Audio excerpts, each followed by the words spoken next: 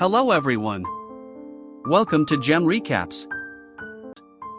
Today we're going to explain the movie, The Time Machine, so watch till the end and don't skip the video. The film begins in 1899, with a doctor named Alexander Hartigan, who lives in New York and teaches mechanics and engineering at a university.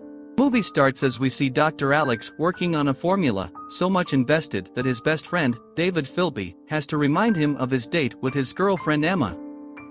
Hearing this, Alex quickly picks up his notes and rushes back to his house to get ready.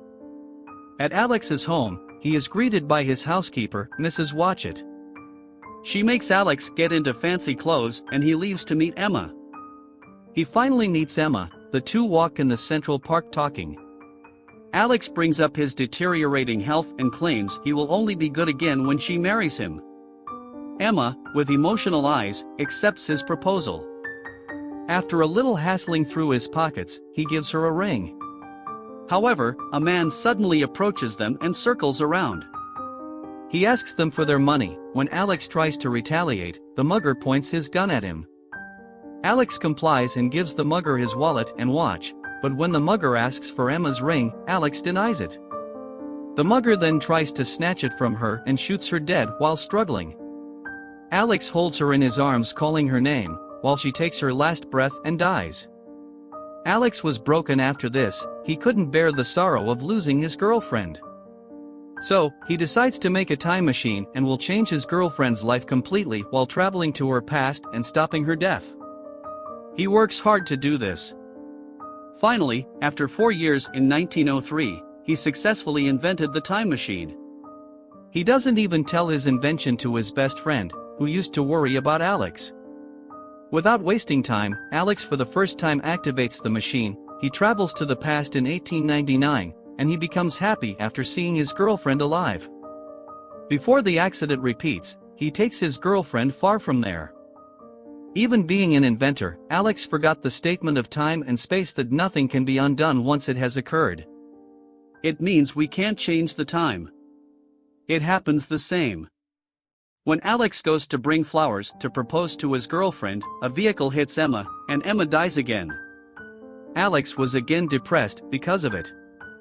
Alex realizes that he cannot change Emma's fate, and no matter what he does, she will die that night. But he doesn't give up.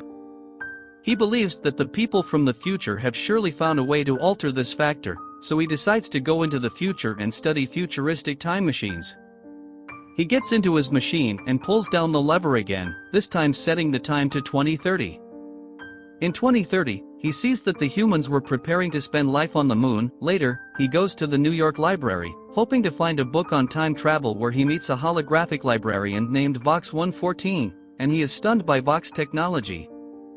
However, when he talks about time travel, Vox 114 reveals that there hasn't been any invention of such kind. Hearing this, Alex again gets disappointed.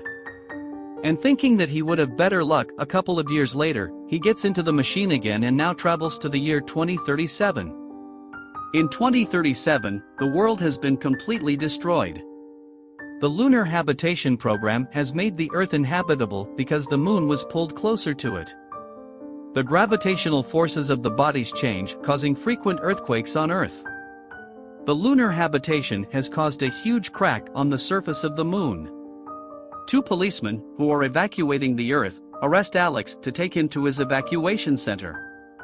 As he resists them, the ground starts to shake and splits in half, spilling out hot lava. Alex quickly gets into his machine.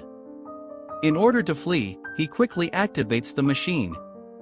Suddenly, he faints due to jerks.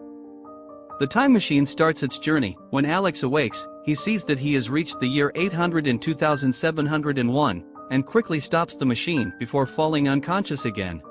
When he gets conscious, he sees that the future humans have reverted to a primitive lifestyle and live on hills.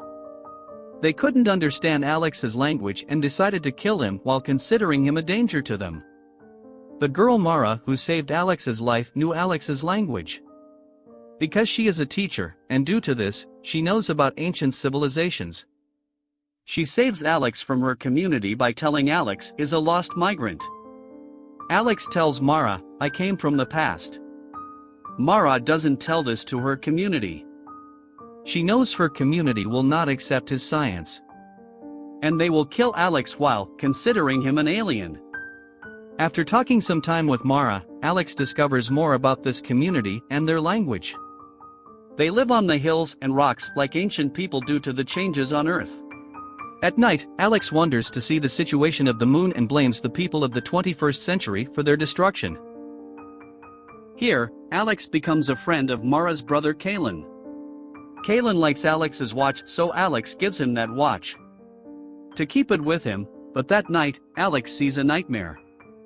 A strange creature is calling him from the forest. He awakes when he is entering a massive creature's face-like door. Surprisingly, Mara's brother witnesses the same nightmare. Mara tries to make Alex understand that every human sees this nightmare every night. After that, they sleep again. The next morning, Mara shows Alex some trash. This trash was of Alex's time, and it was the trash of a New York tower. Mara asks Alex, "Why did you come here from the past?" On it, Alex tells her everything, that I have lost a special person in my time. To change the time I had to travel a long journey. Then Alex finally reaches his time machine. After reaching there, Alex immediately tries to go to his time. But then Mara requests Alex, "Please take my brother with you to your time." Before Alex could say anything, there was a lot of noise, drum beating. It was a sign of the danger. Mara hurriedly runs to her brother to save him. Alex also runs behind her.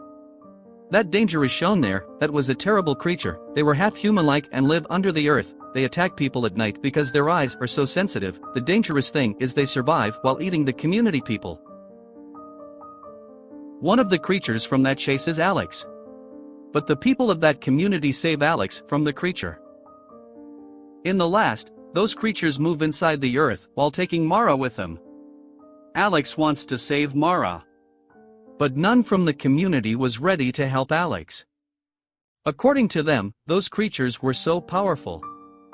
In the face of those creatures, the people of this tribe will not fight back. Alex promises Kalen he will bring his sister back while saving her. Kalen then takes Alex to the opening of the world of the Morlocks. They climb down into a cave and Alex realizes that it is the New York Library. A hologram of Vox 144 talks from behind them. He has survived all these years because his technology works on solar power.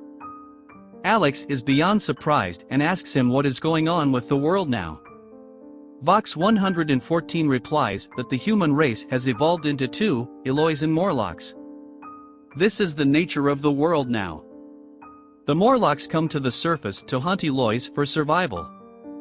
Vox then reveals that to reach the world of Morlocks, they should follow the breathing. Kalen and Alex hear the noise and follow it to reach a massive statue of a demonic face whose mouth is an opening to Morlock's world. He leaves Kalen outside and climbs down underground carefully. He finally reaches the place and sees a whole civilization there. He then sneaks into a room and accidentally falls into a pond full of human skeletons. Alex is then caught by a Morlock and sent into their leader's tunnel. The leader explains that when the moon dissociated, some people sank under the ground with nowhere else to go. Over the years, they evolved into flesh-eating Morlocks. And others survived on the surface and repopulate the Eloys. The Morlocks tried to come back to the surface, but couldn't, because of the years of underground evolution. So they started to hunt the humans from the surface for food. The leader also reveals that he has the power to control both Eloy's and Morlock's minds, and controls the balance of the world through them. He has also read Alex's mind and knows that he is a time traveler and he desires to bring his girlfriend back. He makes Alex hallucinate about his life if Emma hadn't died. He is filled with sadness to see Emma and his kids playing. The leader then concludes that humans cannot change fate, because they are the results of their actions. Then, he shows Alex the time machine that he had brought into the Morlock world. The leader wants him to go back to where he came from, and not harm the balance of the society now. Alex quietly obliges, but as he starts the machine, he pulls the leader in with him. The two struggle for a while. Alex holds him outside the machine's sphere and starts it. The leader dies rapidly by aging. He again stops the machine in the future and sees that the place is filled with Morlocks' cave, suggesting that the place is now ruled by Morlocks. Alex then comes back to save Mara and brings her out of the cage. The Morlocks get angry and leap to attack them, but Alex jams a gear in the time machine, creating a huge distortion in time. The time machine explodes, taking all of Morlock's world with it, but Mara and Alex manage to run out of the cave just in time. With his time machine gone, Alex decides to stay with Eloise as he has found satisfaction here. In the future, we see Box 144 teaching Eloise children about the past of humans. Alex brings Mara and Kaylin to the place where his lab used to be.